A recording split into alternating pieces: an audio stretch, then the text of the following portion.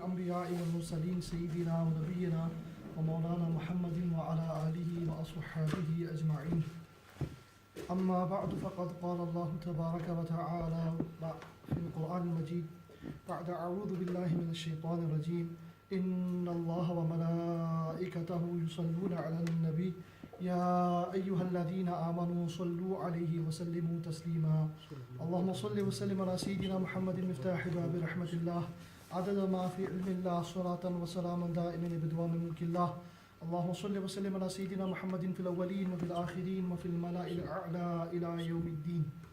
Alhamdulillah, this is our second session in a series of 3 in preparation for Ramadan. In last week's session we had an overview of Ramadan, what we call Ramadan Simplified, an introduction to Ramadan. Alhamdulillah, there's notes for you regarding that session. It's a 2-sided sheet called Introduction to Ramadan. That contains some of the material which we covered in last week's lesson. So you can keep a hold of that and add that to your notes that perhaps you've been taking during that lesson. Today, inshallah ta'ala, there's a set of handouts that we've given out, 2 sheets, double-sided, numbered 1 to 4. We're going to go through those inshallah ta'ala, try and complete all those today.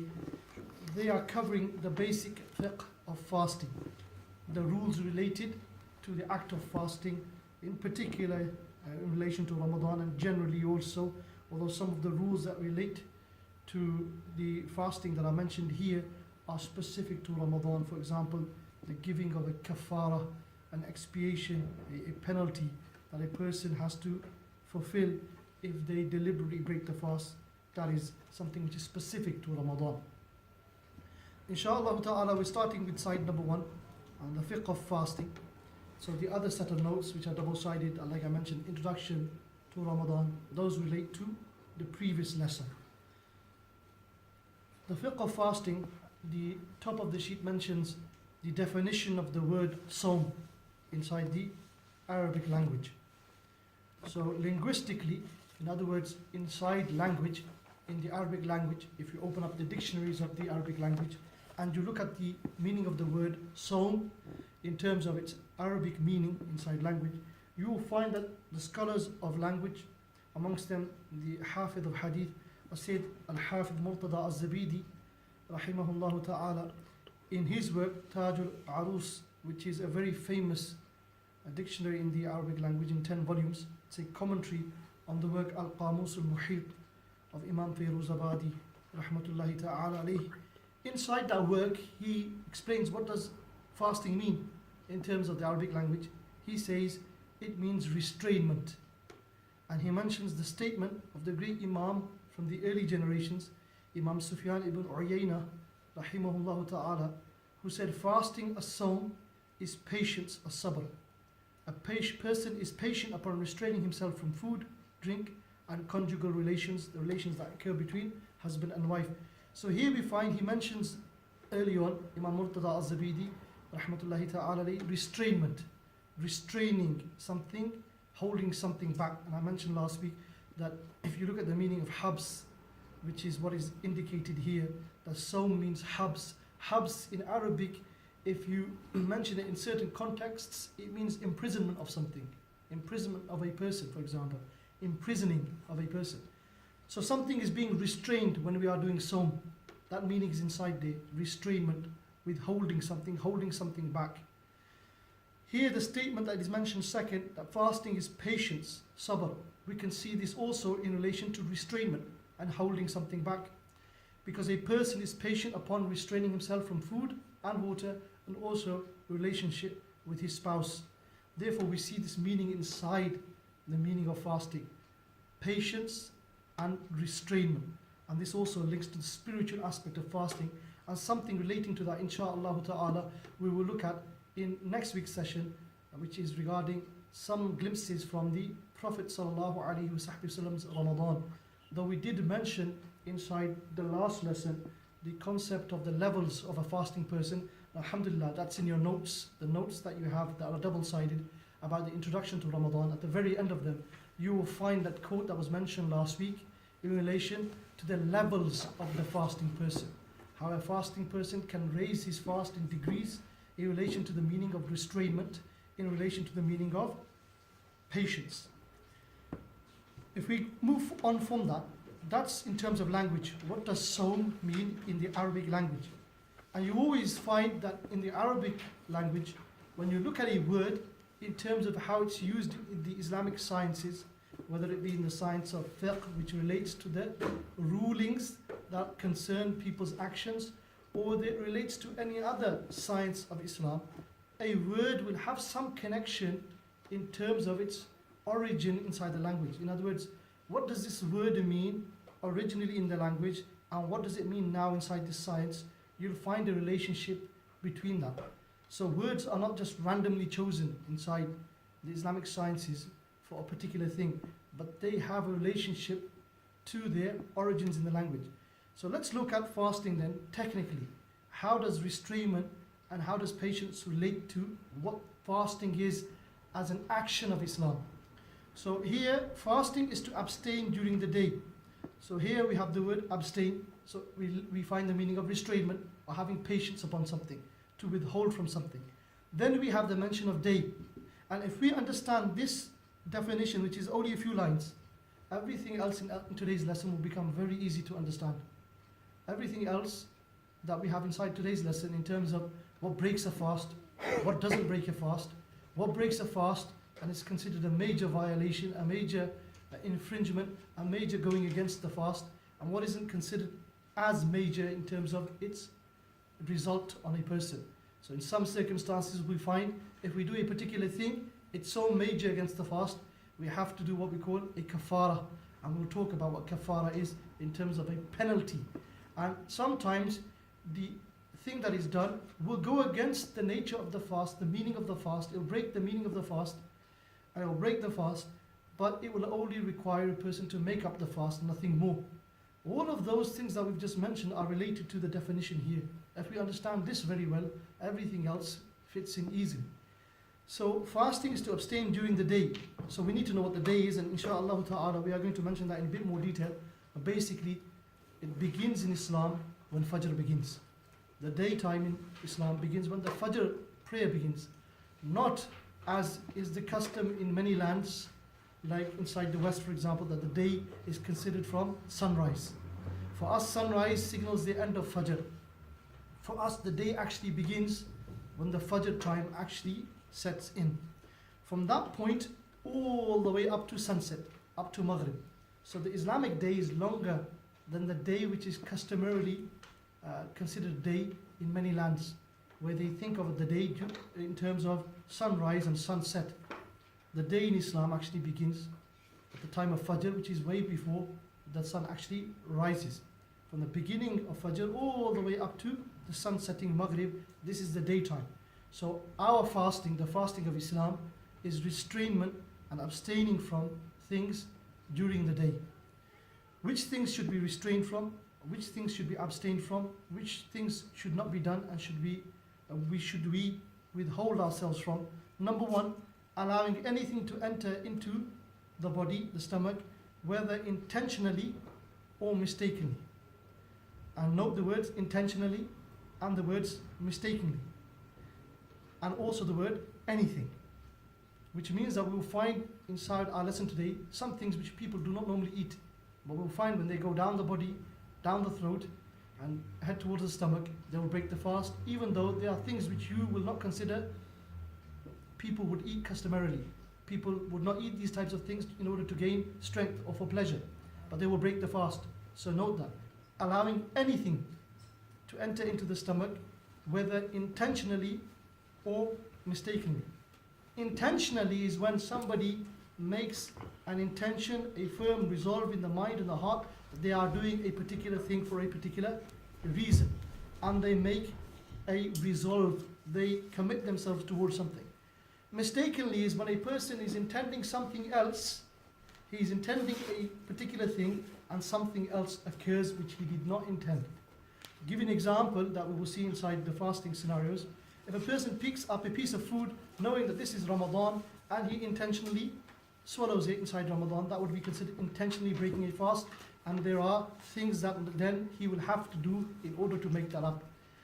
But if a person, for example, his intention is not to drink water. It begins to rain during Ramadan. He puts his face up to the sky to receive some of the raindrops to cool his face. Accidentally, one of the drops falls down his throat and into his stomach. His fast will also be broken because of this definition here. However, his situation is not like the one who picked up a piece of food and intentionally ate it. There's a difference between them. One has intentionally broken his fast, another has mistakenly broken the fast, and you'll see how these then divide in the sections that we'll see forward. What you need to note here is that both things will actually break the fast, whether it was intentional or whether it was mistaken. To give a very strange scenario, if somebody was throwing pieces of bread to birds and a person managed to be walking past at the same time and a piece of the bread fell into his mouth and down his throat by accident, this would have been a mistaken breaking of the fast. Even though he has not done the action himself, it's come from someone else's mistake. However, because the substance has gone down his throat into his body, this will be considered as mistakenly having broken a person's fast. If we look, the word forgetfully has not been mentioned, which tells us straight away, forgetfully eating and drinking does not break the fast. Because the word forgetfully has not been mentioned here, that clearly means anything which involves forgetfully eating something, a scenario where we forgetfully drink, this will not break the fast. What will break the fast is intentionally or mistakenly taking something into the body. The second section, or second thing that is mentioned, is sexual gratification. So these two things, allowing anything to enter into the stomach, whether that's intentional or whether that's mistaken. And the second, sexual gratification, these two things need to be abstained from during the daytime in Ramadan for a person to have fasted. And that abstaining and holding back needs to be accompanied with an intention. So fasting is to abstain during the day with an intention from these two categories of things. So fasting is to abstain during the day with an intention from number one and from number two. What do we mean with an intention? Somebody, for example, during Ramadan, if his intention is not to fast, his intention is merely not to eat, but not with the intention that he is fasting for the sake of Allah subhanahu wa ta'ala, fast from Ramadan, he just does not eat during the day and does not drink during the day, then this person will not have been considered as a fasting person. So we need to know what an intention is. An intention is a firm resolve in the mind and the heart about a particular thing. It should be so firm that if a person were to ask you what you are doing, you would have no hesitation in replying. An example would be a person standing and facing the Kaaba direction inside his home or inside the masjid, and he is about to raise his hands to his ears.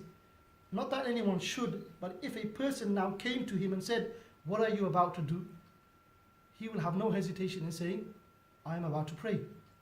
He will know automatically because that is firm in his mind and his heart. But if he hesitates and he thinks, well, let me think, I'm not, then this person does not have an intention. The scholars have said generally a Muslim inside the month of Ramadan is not devoid of an intention. He has some form of intention inside his mind and heart regarding the fast. Therefore, do we need to have the intention on our tongues? Do we need to state the formula that we see sometimes on the calendars?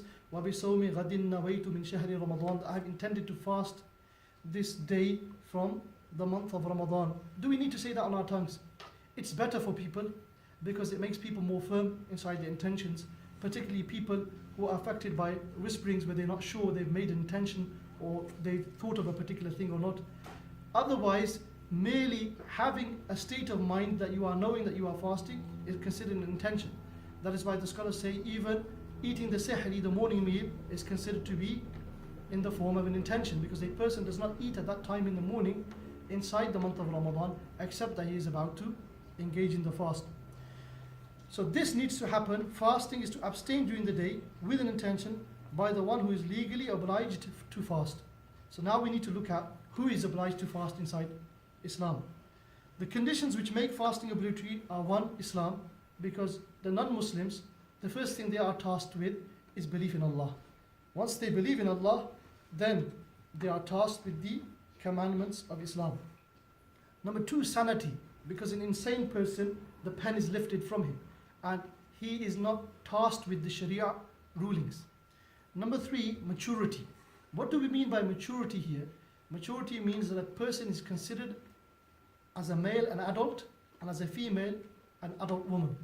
So as a male he will be considered now a man, and as a female she will now be considered a woman in terms of the Sharia rulings relating to that person. So we need to know, when does maturity occur according to the scholars of Islam in relation to a boy and a girl. In relation to a boy, the scholars have mentioned this could occur as early as the age of 12. And if he's not apparent at 12, it could occur at 13, 14, and if it's still, the signs have not appeared, then most definitely he is an adult at the age of 15. And the scholars have mentioned the sign that a person has become an adult male is a nocturnal emission. When a child sleeps and something exits from his body indicating that he is now become an adult, then that person will be considered being mature in Islam. The rulings of the Sharia will now apply to him. That could occur at 12, 13, 14.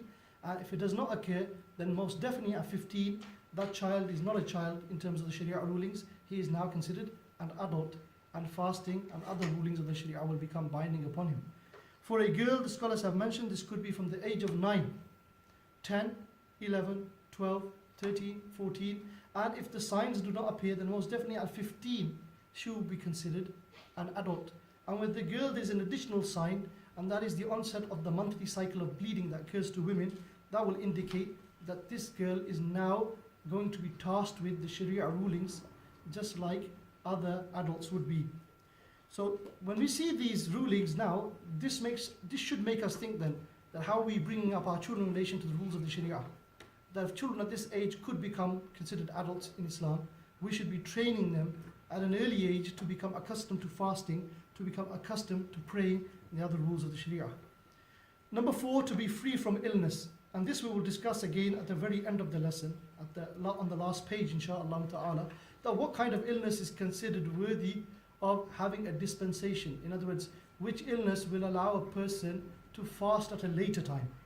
Meaning not to fast during Ramadan, but to make up the fast outside of Ramadan. That needs to be looked at. That what type of illness is it that will allow that? Because a lot of people in our times, for minor illnesses, they leave a fast of Ramadan when that is not valid.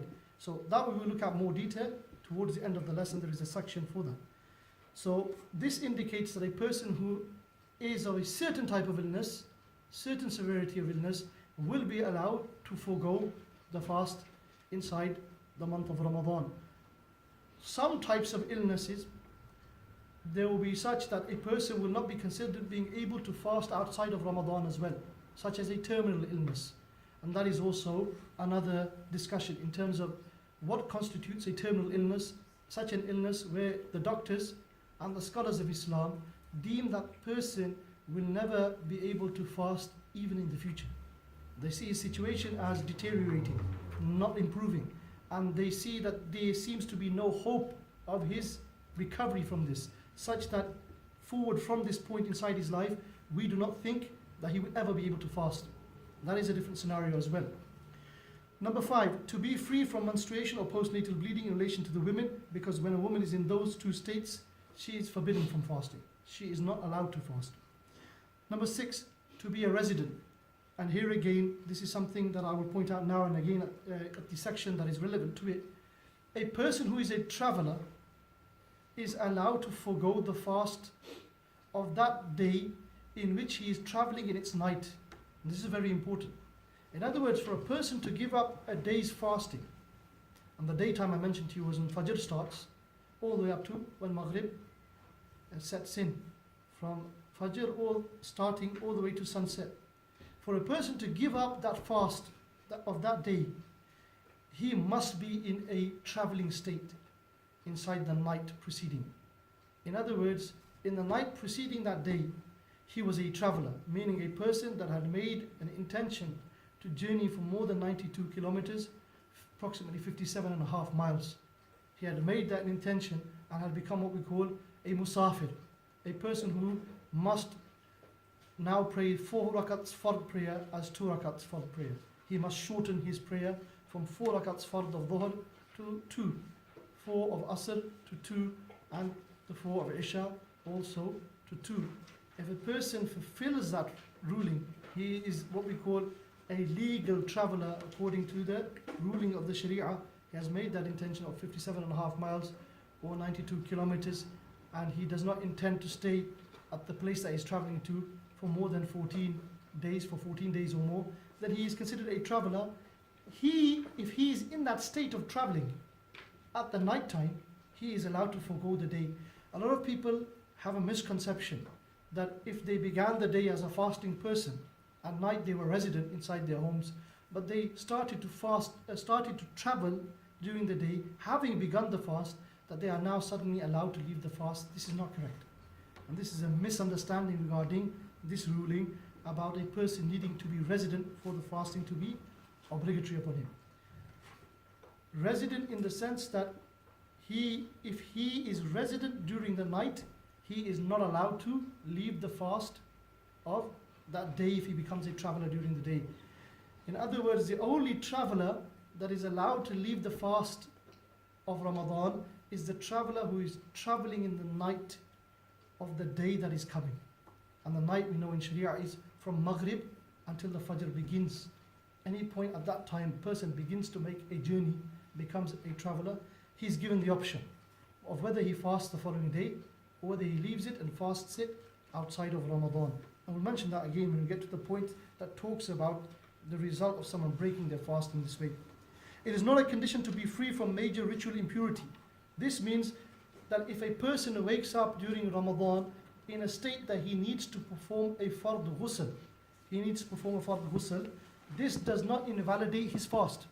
It does not make his fast invalid. He will still fast, but obviously he will perform ghusl.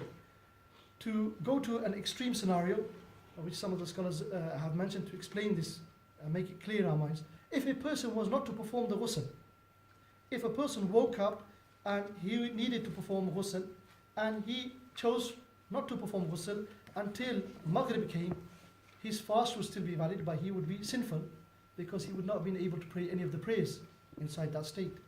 So the ruling of ghusl for that state is separate from the validity of the fast. The fast is still valid even if a person woke up in such a state that Islam says he must perform an obligatory ghusl. This is different to the state of the woman who is in the state of menstruation and postnatal bleeding. In those two states, it's forbidden for the woman to fast. What is the legal cause for the obligation of fasting? In other words, what makes fasting obligatory upon the people? The cause which obligates the fasting of Ramadan is one's witnessing a part of the month. Witnessing means, it doesn't mean that you witness it in the sense that you witness the crescent moon. But it means that you're there, you're present inside the month of Ramadan. Being present in the month of Ramadan and fulfilling the conditions which make the fast obligatory, this then means that the person is legally required to fast inside the month. The arrival of each day of Ramadan is a reason obligating one to fast that particular day. This is important because some people spread that it's sufficient to make an intention at the beginning of the month and then you don't have to mention or make an intention for the remaining days of the month. The correct ruling is that each day requires a separate intention. And like I said, an intention does not need to be on the tongue. It's a state of mind and heart where a person knows that the following day he is going to perform a fast. And it doesn't even need to be at night, as we will learn in a moment. The intention does not necessarily need to be at night, though the common tradition of people and the common habit of people generally is that they make the intention at the night time before the daytime enters. In other words, before Fajr starts. In fact, in some communities and in some madhabs, in fact, in the Shafi school, collectively they make an intention after Maghrib. After they open one fast, they collectively make a verbal intention as a group of people after performing the fard prayer. They make an intention, they make a new intention for the following day at that point in time. And inside Islam, an intention for the following day is valid from the onset of Maghrib all the way, as we will learn, up to the middle of the day. We will talk about the middle of the day in a moment. What is the main pillar of the fast? What is the central aspect of the fast? The pillar, what we call rukn, a rukn is a thing which holds something up, which is central to that thing, and without it, the thing doesn't exist. Like a pillar holds up the house, and if it's pulled down, the pillars of a building, then the house collapses. The pillar rukun of the fast is to abstain from fulfilling the desires of the stomach and the private parts. And we've touched upon that already inside the definition of the fasting at the top of the page. Once we've understood that, we can start now looking at how will those things now start relating to the rules of Ramadan. I told you that definition right at the beginning was very important. The fasting is to abstain from during the day from number 1 and 2 with an intention by the one legally obliged to fast. If you understand that, all the rulings that lead on from that become very easy to understand why a particular thing breaks the fast, why a particular thing doesn't break the fast. It's all linking back to what fasting actually is, which is that definition there. The intention then, we talked about having an intention. The fast of Ramadan is valid if the intention niyyah is made during the night until prior to the entry of what we call Dahwatul Kubra, which is the middle of the Sharia day. So Dahwatul Kubra, we'll call it now the middle of the Sharia day. But that's the technical name for it. So we mentioned the night. The night is Maghrib all the way to the beginning of Fajr. And the day is beginning of Fajr all the way up to Maghrib, sunset. So we are being told here the fasting person's intention will be valid for the following day if made any time during the night. In other words, after Maghrib, all the way past the Fajr, past sunrise, onwards until when we get to the middle of the Sharia day. So very expansive or very wide time period in which the niyyah could actually be made. We hear about people in Ramadan, sometimes they oversleep. And unfortunately, they sleep so long, they sleep into the Fajr time. So they don't get time for their sahri. They don't get a time to eat the sahri. The sahri, the suhoor, is actually not fard. It's not a condition of the validity of the fast. It is a sunnah and shouldn't be abandoned. But for example, if a person slept and he missed the morning meal before Fajr, some people think the fast is invalid and they cannot keep that fast. However, this is wrong. A person can still make the intention. Can still make the intention at that point in time when he wakes up for Fajr. His intention should be though that I am fasting from the beginning of the day. Not that I'm fasting from now. But his intention should be I am fasting from the beginning of the day. And to give an extreme scenario, if someone were to oversleep entire Fajr time and beyond and woke up something like 3 hours or 4 hours before Dhuhr time, 4 hours, let's say 4 hours before Dhuhr time, he should not think that the fast will be invalid now. He should not think that he cannot make an intention now. He has until the middle of the Sharia day to make the intention, but his intention now should be I am fasting from the beginning of the day, and he is not allowed to give up that fast. He must fulfill that fast. So what is the middle of the day? The Sharia day is the midpoint between true dawn, which is the entry of Fajr, and sunset. So from the time Fajr starts all the way up to sunset, if you calculate the number of hours and then you split them in half, you will get to the middle of the day. So from the beginning of Fajr, which technically is called Fajr al-Sadiq, the true dawn, from that time all the way up to sunset is the daytime. As we know, that's the time we need to fast in. If we half that, we will get to the middle of the Sharia day.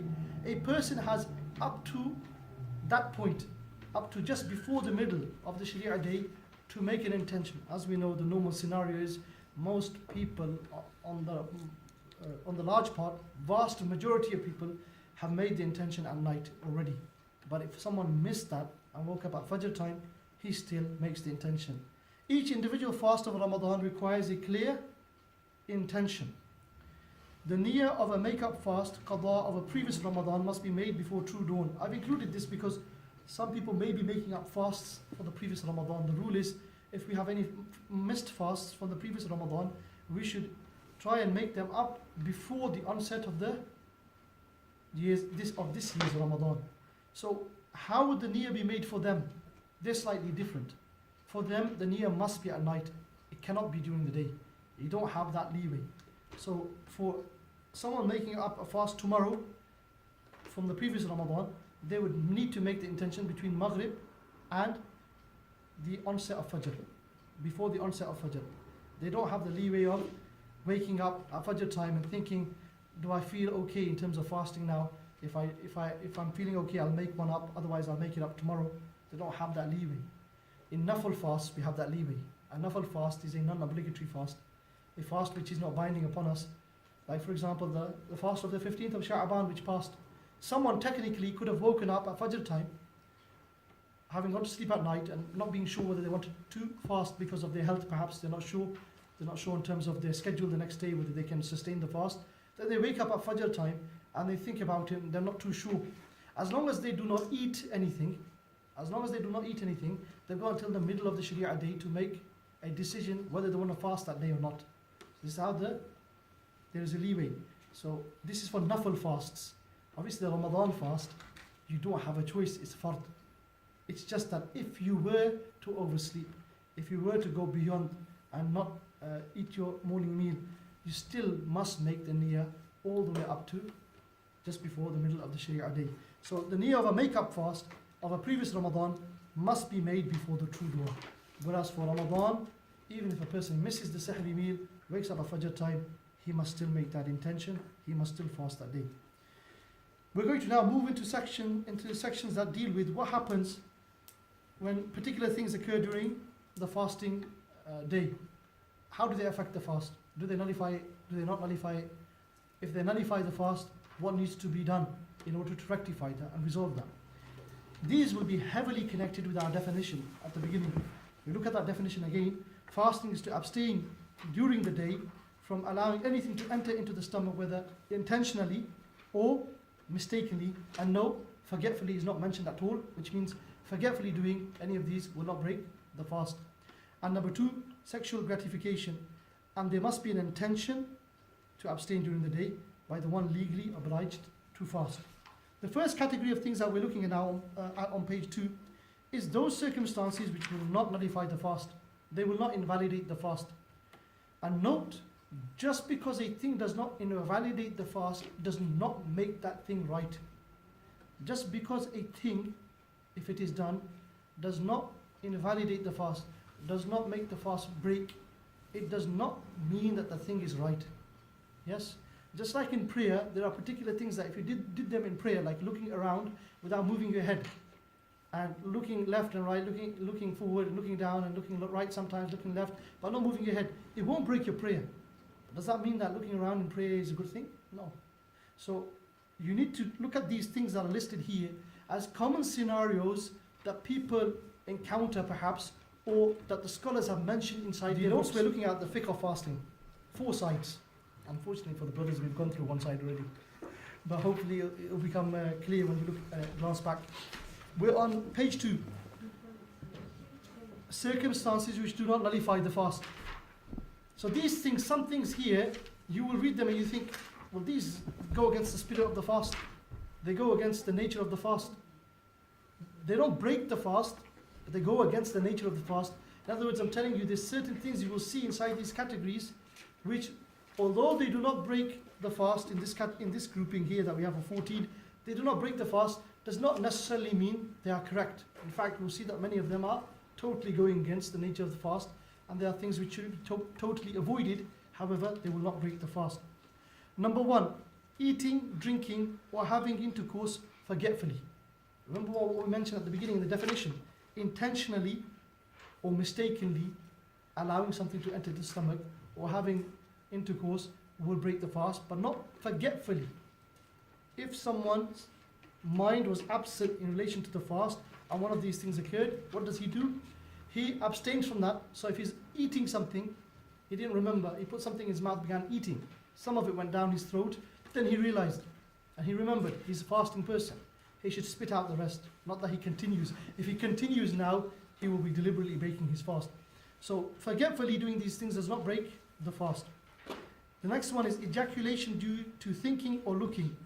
Again, although this does not break the fast, obviously this goes completely against the nature of the fast. Although there is no complete relationship between the husband and the wife, however, this thing does go against the concept of abstaining and refraining and training. So although number 2, this thing is something which goes against the nature of the fast, the spirit of the fast and the rulings of the fast, but it will not break the fast. This is something the scholars have mentioned inside their text.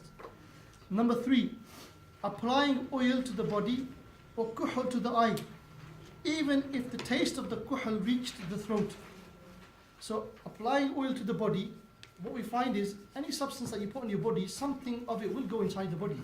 Even when you bathe, water will go into your body. Oil is a substance obviously that can be avoided. Water, when you're having a shower or a bath, something you can't avoid. That it will go through the pores of the skin and some of it will go inside your body. However, the pores of the skin are not considered one of those avenues or one of those entry points through which a thing goes that it breaks the fast. Unlike, for example, the mouth. Something goes down the mouth. If the oil went down the mouth and into the stomach, that would break the fast. But if oil went in to the skin and then traveled through the body, its particles, and reached eventually the stomach, that won't break the fast. It's not one of those avenues that scholars considered an avenue through which if a substance goes, it breaks the fast. So here, applying oil to the body does not break the fast. Kuhl to the eyes. Kuhl to the eyes will not break the fast. There is a difference of opinion amongst the scholars. I'll mention it here. Wherever there's a difference amongst the scholars of the Ahl Sunnah, we should avoid that thing. So if a group of scholars say a particular thing breaks the fast, and another group of scholars from the Ahl Sunnah say that a thing will not break the fast, and one says it will break the fast, then we should avoid that thing. There is agreement that kuhl will not break the fast. The agreement is because it's based upon the practice of the Prophet ﷺ, even if the taste reaches the throat. The question is, why does the taste reach the throat? The ulama of the past said because there are pores between the eyes and the throat, and therefore it reaches the throat. The scholars of our time say that modern anatomy, where the study of the body, they say the modern anatomy tells us there's two ducts, the tear ducts from the eyes, that eventually they can make a thing reach the throat. And they consider this a passageway that if something goes through it, it will break the fast. So if eye drops placed in the eyes, if the solution that is used for contact lenses were placed, if any kind of substance was then inserted in the eye, except for water, they're unavoidable when you're washing your face and so forth. If any substance is placed in the eyes, they say that eventually something of it will reach the throat. That is why many scholars in the modern era say, based upon the study of the body, putting a substance in the eyes breaks the fast. Therefore, because there is a group of scholars that hold that opinion, we should avoid putting substances inside the eyes during the month of Ramadan. Though if you look at the books of old and the texts of old, they understood that there were no they didn't understand there were tear ducts. They didn't think there were any channels that were going from the eyes to the throat. The only reason they thought a substance could reach the throat was through pores. And there is agreement that anything that goes through pores and reaches the internal of the body won't break a fast. So here it's not a difference in ruling exactly, it's a difference in understanding how the body is made up. So for example, if the scholars of the past knew this, if they had known this, then the scholars say they would have given the same ruling, that it would have broken the fast if they had been aware of this. Because this difference exists, and because of the understanding that now exists about the body in modern times, we should avoid placing substances in the eyes. With the kuhl, that's an exemption, because the sunnah of the Prophet ﷺ established that he did use kuhl ﷺ during the fast. Even if its taste reaches the throat, it will not be deemed to break the fast. Hijama is cupping, which is bloodletting. It's a practice from the sunnah of allowing blood to be taken out of the body through cuts on the body, and it's a form of medicine, spiritually and also in terms of bodily. Hijama, cupping, will not break the fast, and you can understand from that blood tests, where blood is taken out of the body, won't break the fast. The substance is coming out of the body, not going in. So this hijama won't break the fast. However, a person, before he does hijama in a fasting state, should look at himself. Can he sustain the fast? Because it does weaken a person. When blood is taken out of the body of a person, it can cause weakness in a person. So he should avoid it if he knows that it will weaken him. Number 5, backbiting.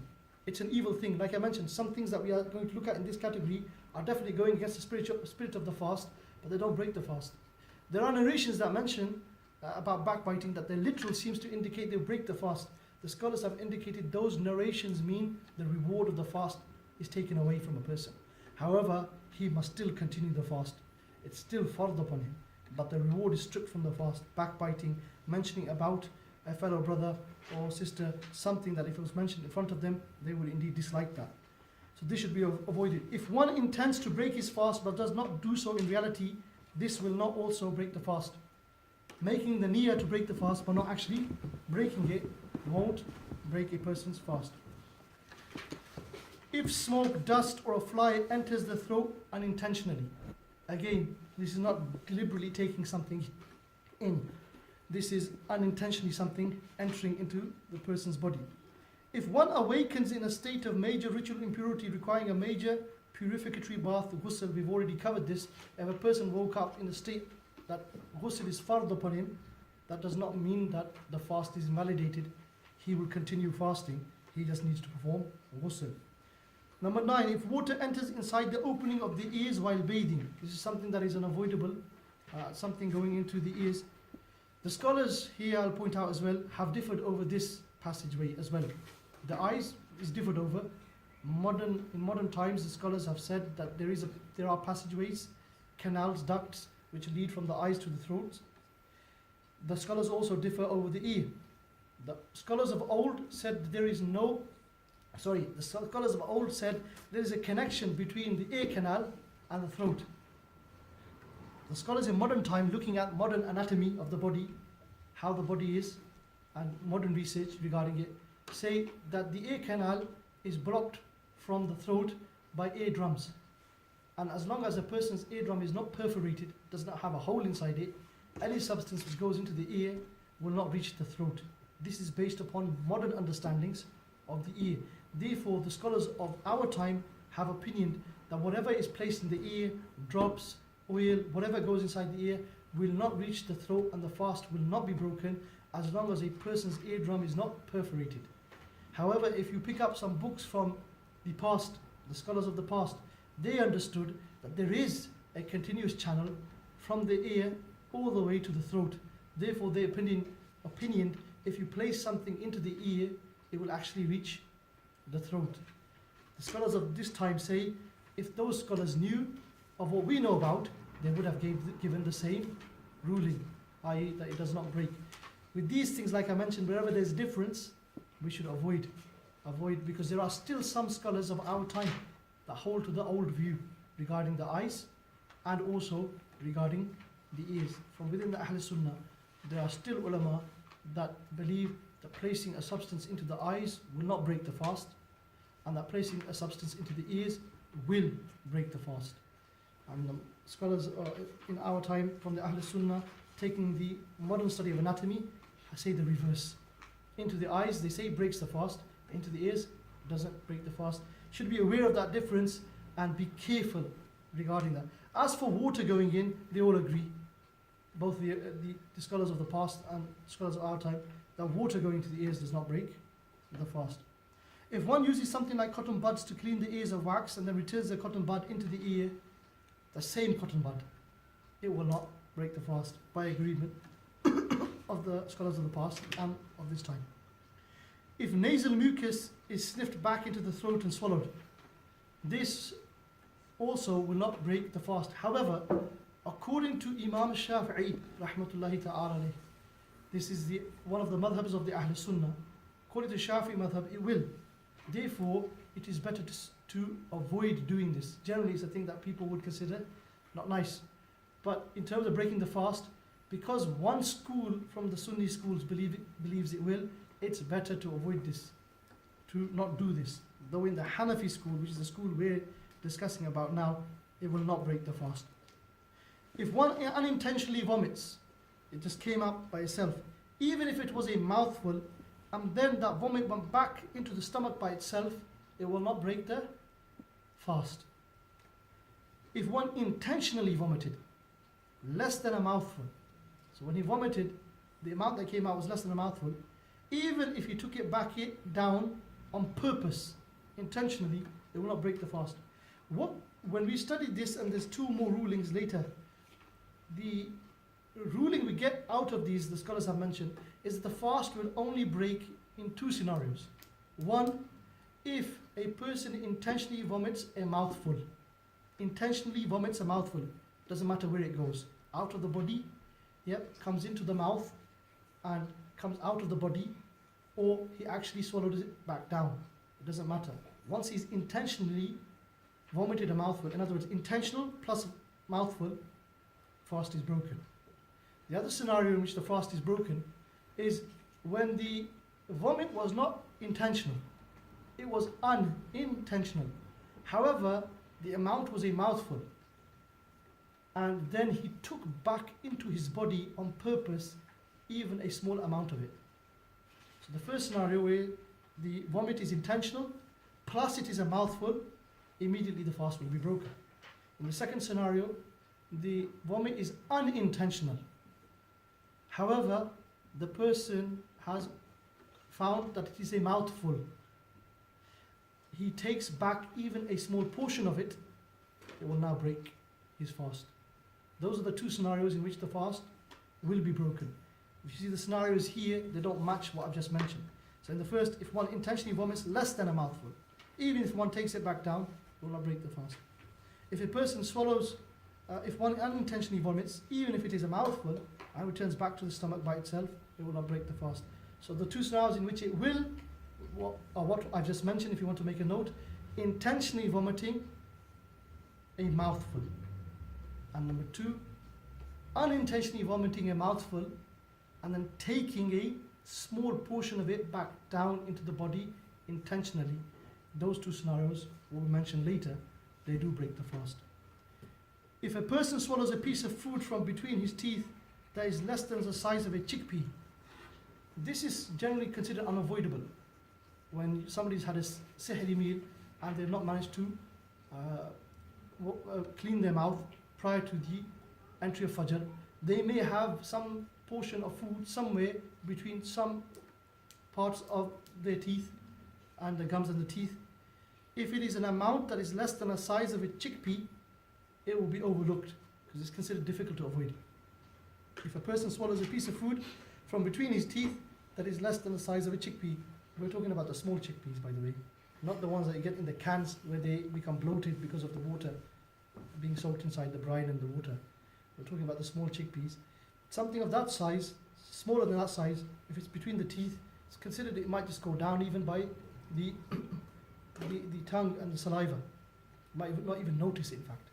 But if you do notice that there was a small amount that seemed to go down after Fajr, this is considered then in terms of its size. If you feel that it's less than a chickpea, that's fine.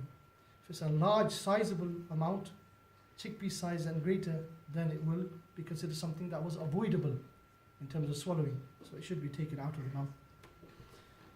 The next part we're looking at is in terms of those things which break the fast and obviously the penalties that are attached to them. First of all is a kafara. A kafara is what we call expiation or atonement.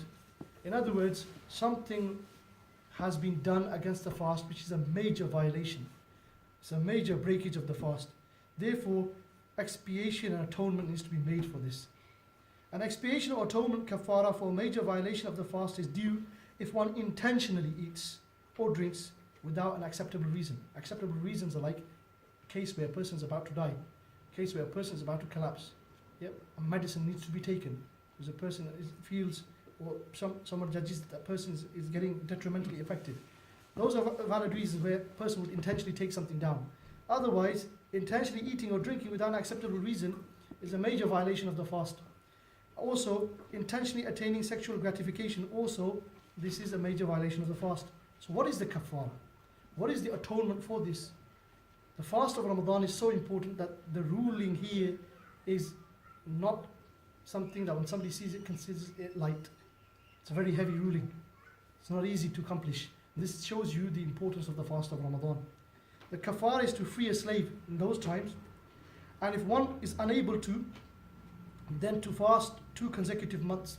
So that first scenario doesn't exist in our time. The second one does, to fast 2 consecutive months. What the first scenario does teach us is what it does teach us is that Islam, through its rulings, through the rulings of the Quran and the Sunnah of the Prophet ﷺ, people were encouraged to free slaves. If people did a particular thing of this nature inside Ramadan, free a slave. If a particular thing, a violation was done in another matter, free a slave.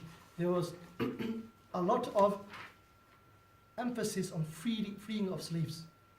So we find this in relation to that, in that time existed. Scenario doesn't exist in our time. Fast 2 consecutive months. This is the expiation for deliberate breaking of the fast. If one is unable to do that, what does it mean? What do we mean unable to do that? It's not a case of, 2 months is very hard, I'm not going to be able to do it. It's a long time, consecutively, without break, I won't be able to do it. Because this is consecutively, day after day, for 2 months. If one is unable, means that a person, for example, broke a fast during Ramadan.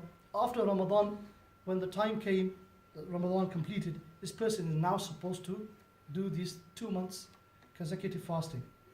This person goes into terminal illness or goes into the last moments of his life. Yep. Obviously now he's not going to be able to do this. The doctors and the scholars agree, for example, that from now until he leaves this world, we don't have any hope of him ever being able to fast. We don't think he's deteriorating state. This person is given this now option. In other words, a person can't say 2 months of fasting is too difficult, it's too many days, it's going to be tough. I didn't manage to keep the Ramadan ones because look, I ended up slipping up. So this is going to be difficult. No. A person has to fast those 2 consecutive months unless he goes into a state that fasting becomes impossible for him. Then he is allowed to move to the third option. The third option is, if one is unable to do that, then to feed 60 poor people to their fill twice, lunch and dinner, or to give each poor person a sadaqah equal to the value of sadaqatul fitr. Sadaqatul fitr values are normally placed upon the calendars around about this time for Ramadan, and the value is currently in the UK around about 450 or thereabouts, with slight adjustments in different places. Generally, a person should go with the slightly higher value just to be safe in regards to paying the sadaqatul fitr. It's around 450. So this is if a person cannot fast 2 consecutive months.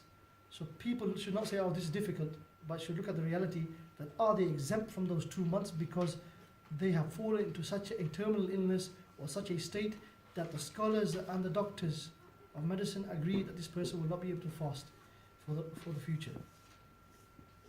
So for example, if a person becomes very ill after Ramadan, but the doctor says this is a temporary illness, it's only for a few weeks, and after a few weeks he needs to fast for 2 months. So person needs to be very careful regarding these rulings. It's not a case of you've got a choice, do this or do this. No, it's do this. If this is not possible, then you do this.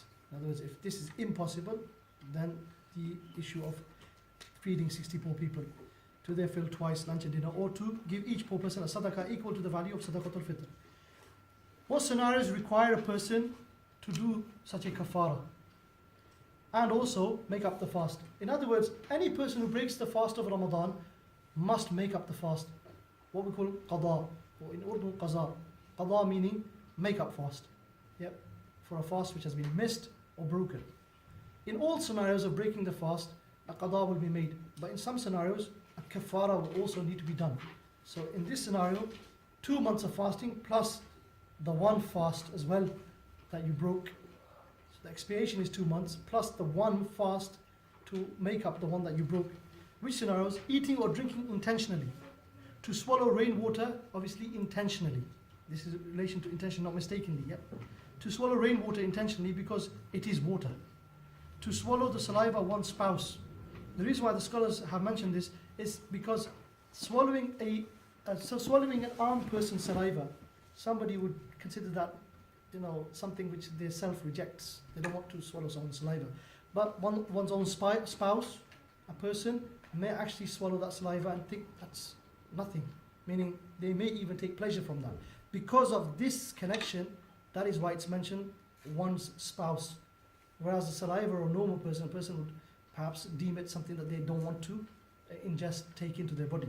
So this will be considered a major violation of the fast. This is something that people who are married should watch out for in Ramadan. There are cases where people ring and ask regarding these scenarios. If that is swallowed, the fast will be broken, there will be kafara. Eating raw meat. So raw meat is eaten in some lands. In other words, it's dried may even be salted and then eaten. It's considered something that which is eaten in some lands. Swallowing something like a sesame seed whole when placed in the mouth. So even though this may seem something small, but because it's taken in, even though it's not chewed, but because it's a sesame seed is something which is eaten in this way, then it will be deemed as a thing which has broken the fast, even though it is something very small. Eating a small amount of salt. Somebody may ask, why doesn't it say a large amount of salt? The reason for this ruling, the scholars have said, a large amount of salt is not eaten for pleasure. Nobody eats large amounts of salt for pleasure, but people do eat small amounts of salt for pleasure, for the taste in food and so forth. Therefore, eating a small amount of salt will break the fast. Number 7, intercourse between the spouses. This will break the fast as well. If a person eats intentionally after having backbited, touched or kissed their spouse, applied oil or cupping, thinking that these things have terminated the fast, this will also require kafara. If we look at all those things, backbiting, touching or kissing their spouse, applying oil or cupping, these things do not break the fast. These particular things do not break the fast. And the knowledge about them is considered by the scholars to be widespread. That the knowledge of these is available amongst the people, that these things do not break your fast. If a person then, having done one of these things which haven't broken the fast, now begins to think that these have broken his fast, therefore he thinks my fast is broken, let me eat. And he begins to eat, now he will have to do kafara. The kafara is for eating deliberately, drinking deliberately, not because of this action. Because this action didn't break his fast. But he is considered that he should not be ignorant of the knowledge of these things, because it is widespread known amongst the Muslims that these, or should be widespread known amongst the Muslims, that these things do not break, do not terminate the fast. And we'll speak also that a person whose fast is broken should stay in a fasting state for the rest of the day. That's a ruling that we'll talk about in a moment. So he shouldn't be eating anyway. Even though he thinks that the fast is broken, he should actually be abstaining for the rest of the day, just like a normal fasting person, because of the nature of the sacredness, sanctity, honoring of the fast of Ramadan. So if a person intentionally, after doing one of these things which do not break the fast, thinking that the fast is broken, he will now have to perform a kafara. So all of these scenarios we need to keep away from and make sure that we do not fall inside this category. Now moving on to the category of things which breaks the fast, but there's no kafara. However, there is a qada. We do need to make the fast up after Ramadan, but we will not have to do 2 months consecutive fasting as an expiation. What's the general rule in this chapter? And there's some scenarios that I've extracted from the books of the scholars, some common scenarios. The general rule in this chapter, in other words, those things which break a fast, but you only have to make up the fast, you don't have to do 2 months consecutive fasting. These things are swallowing unusual things which are not normally consumed as food for nourishment or for medicinal purposes. So in this category you'll find things that you don't normally eat them for pleasure.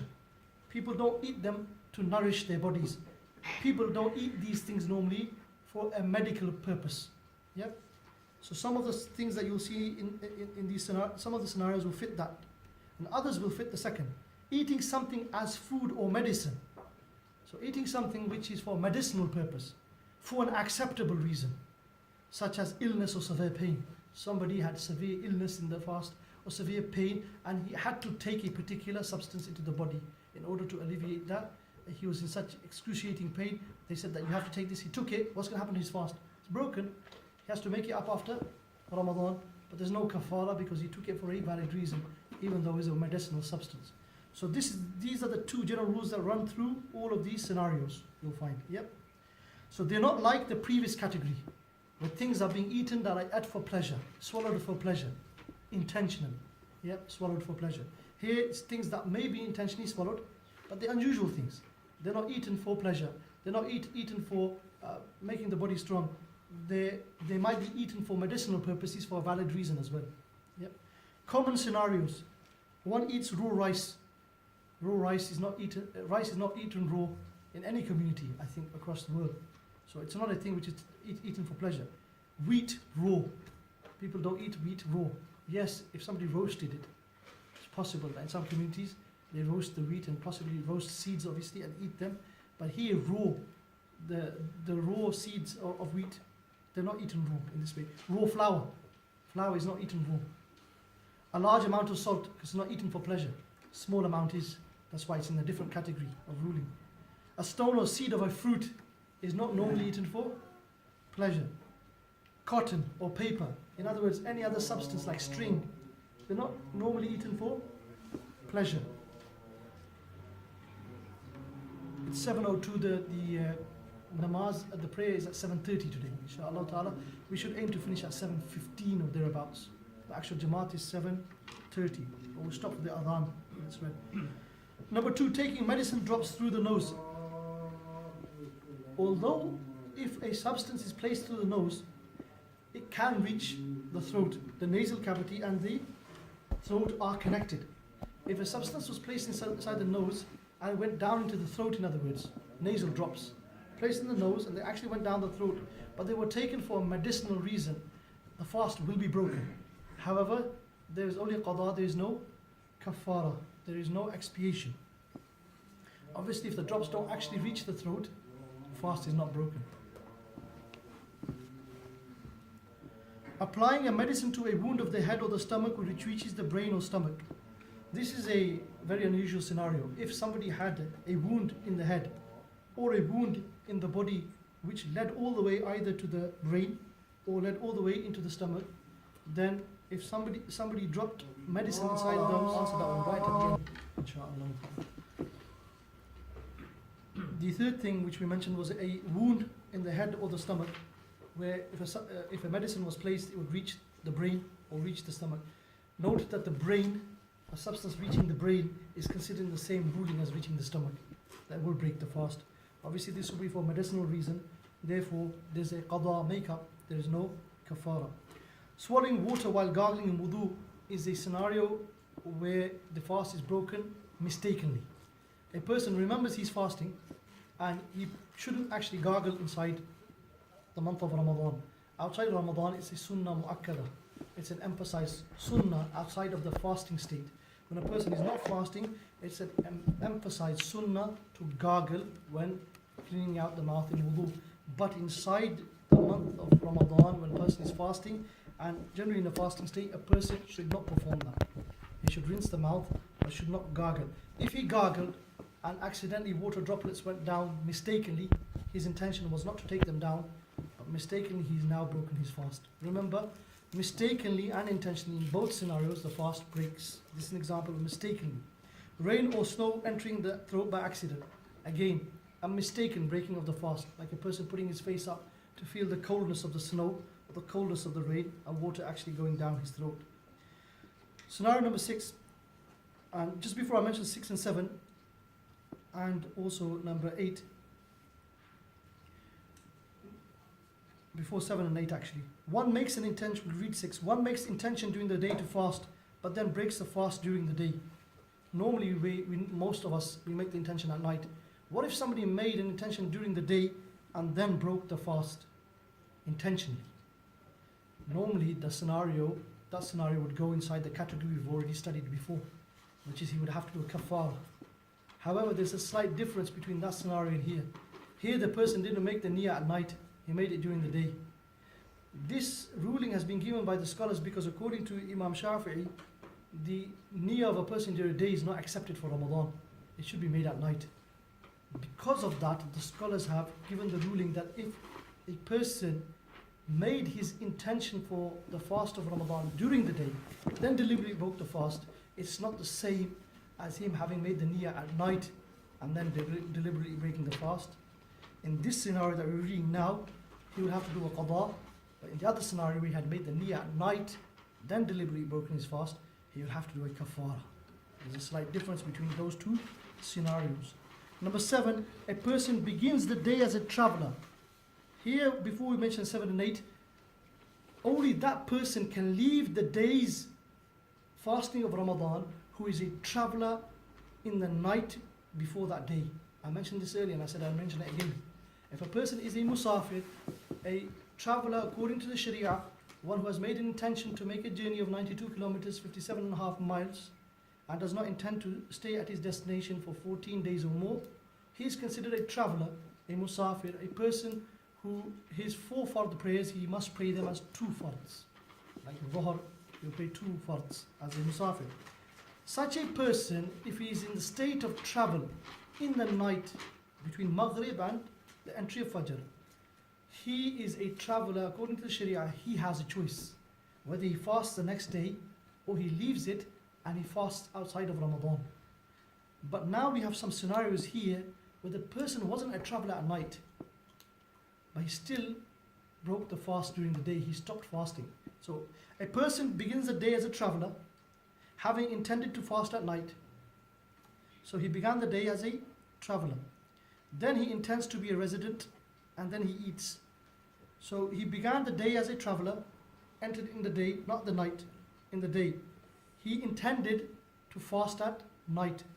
At night he wasn't traveller, so he's begun the day as a traveller, not the night as a traveller. This person is not allowed to leave that fast. Not allowed to leave the fast of that day. He would only have been allowed to leave the fast if he had been traveller at night. So a person begins the day as a traveller, having intended to fast at night.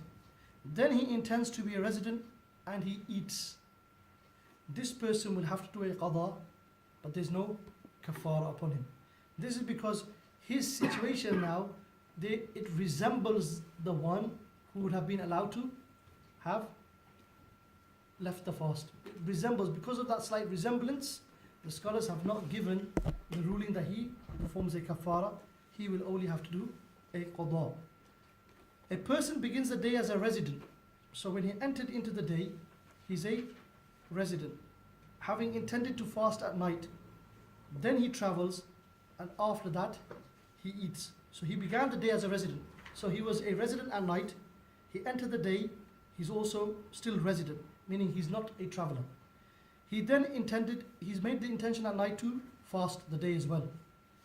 He then begins to travel during the day, and then he eats. This person should have carried on fasting. The reason why is he's not allowed to leave the fast of that day. He would only had a choice if he had been a traveller at night. Now during the day he begins to travel. He then decides that he's not going to keep the fast now. So he actually breaks the fast. Then he travels, and after that he eats. So this could happen to a person because they have this misconception that if they're traveling during the day, they can leave the fast. But we've already told you, you can only leave the fast during the day if you're a traveller at night. But because his scenario resembles the person who's allowed to leave the fast, it resembles that scenario, though it's not identical, because that person who's allowed to leave the fast is the one who was traveling at night. Then again here, the ruling of kafara is not given, the ruling of qada is given.